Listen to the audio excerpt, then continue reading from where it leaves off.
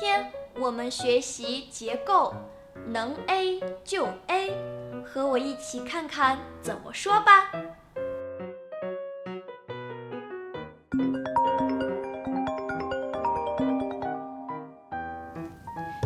在公共场合，我的手机一直是震动的。这个人的手机音量也太大了，这多少有点打扰到别人了。是啊，不过我爷爷也是这样的，手机能多响就多响，因为他年龄大了，耳朵有点背。我爷爷也是，而且他特别节约，手机已经用了很久了，也不肯换。他说只要没坏就要一直用下去，能用多久就用多久。但是年轻人可不是这样的，只要新款的手机一出来，他们就争先去购买。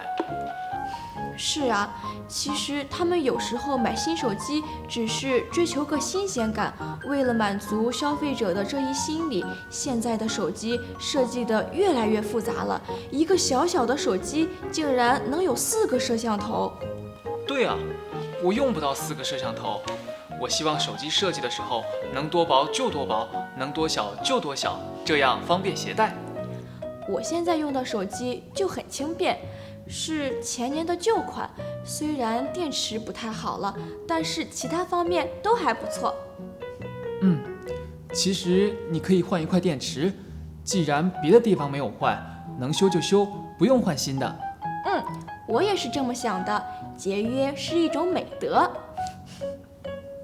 能 A 就 A 的意思是尽量做某件事。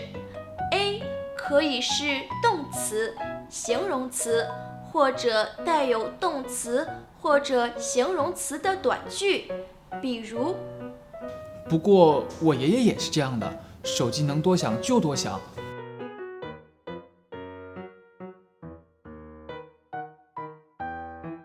只要没坏就要一直用下去，能用多久就用多久。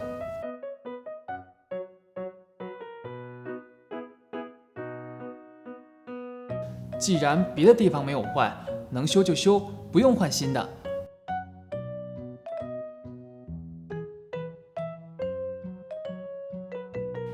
你学会了吗？请跟我读：手机能多响就多响，